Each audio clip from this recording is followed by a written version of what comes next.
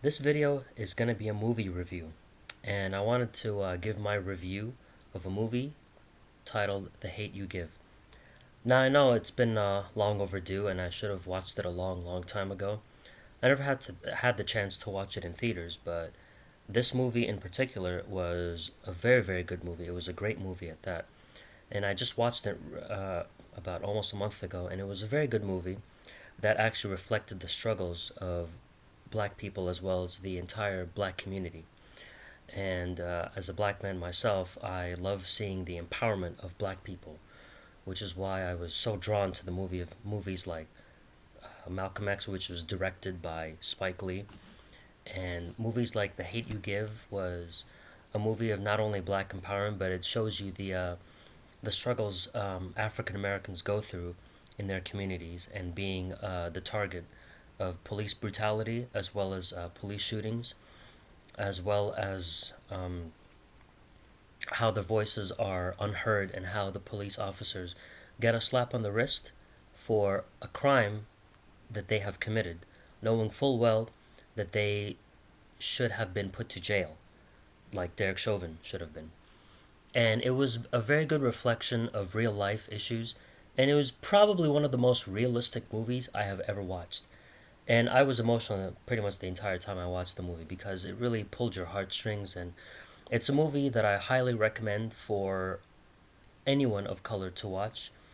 And even whether you're a person of color or not, I highly recommend watching the movie The Hate You Give because it was a movie that pretty much reflected the philosophy of thug life, which was by Tupac Shakur, obviously, but it was also a reflection of how how they struggled during the civil rights era, and even until now, how they still continue to struggle with with the systemic bias that's set out against Black Americans.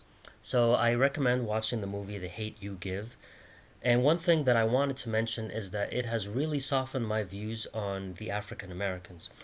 And I was always very tough on them because I was always mentioning that, oh, the black community is so disparaged due to the fact that there's always black on black crime, which is at a higher rate than police brutality. I mean, more black people die as a result of black on black crime than police brutality, as I have mentioned before. And I always was so fed up with the whole, well, I'm sick and tired of, you know, uh, everyone having baby mamas and popping kids left and right. And I was saying a lot of harsh things towards the black community, and it affected me deeply as a black man. And I thought, like, the black people just don't want to change. And I always thought, like, the black community just wants to stay in the ghetto and they don't want to change their ways. And, um, and it's always about, like, the race card, everything is racist. And I was being too harsh, but this has truly softened my views on the black community.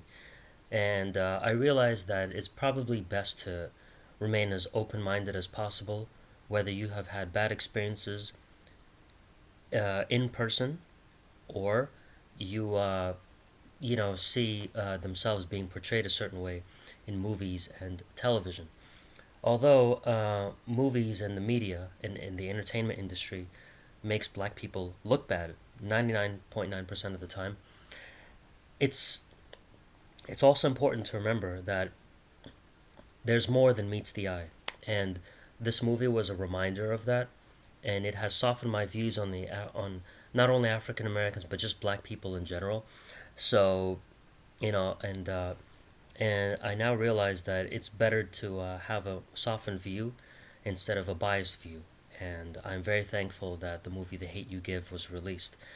Unfortunately, I watched that movie 2 years later after the release, and of course, it was a reflection of the George Floyd riots, which is movie was far ahead of its time, and I would give that movie 5 out of 5 stars. So, I wanted to say it was a great movie, and I highly recommend watching it.